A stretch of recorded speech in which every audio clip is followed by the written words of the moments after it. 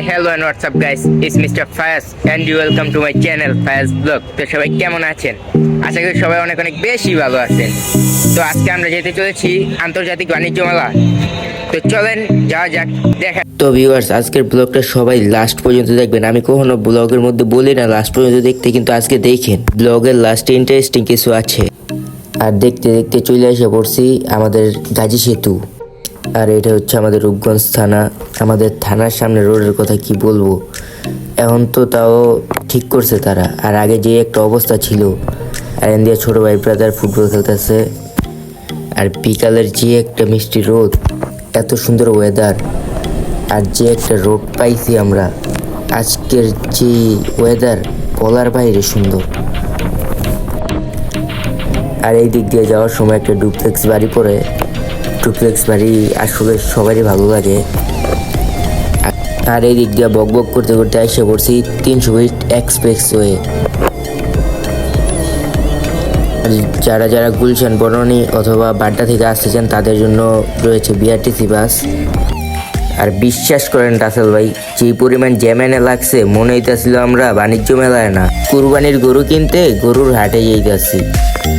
জ্যামের ভিতরে বলা পাইন গান খেয়ে দিয়েছি।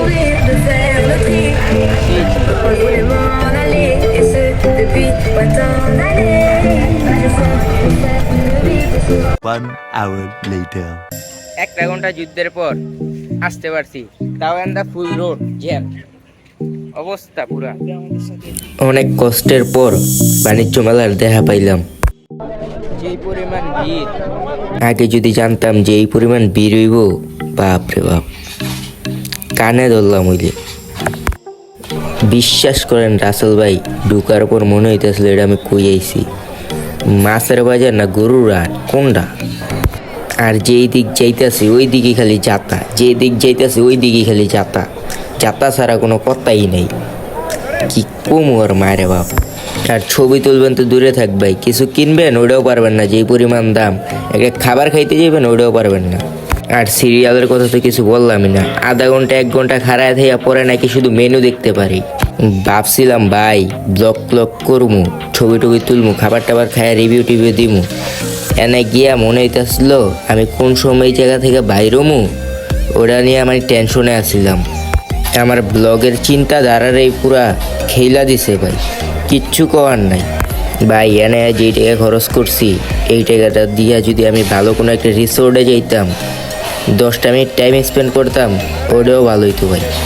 10 মিনিটের জন্য যদি যাইতাম, এই জায়গার থেকে ভালো ছিল ভাই আমি যে রাস্তা দিয়ে আসার সময় গাড়ির মধ্যে বসে বসে যে ভিউগুলো দেখছি না, ওই ভিউগুলো ভালো ছিল।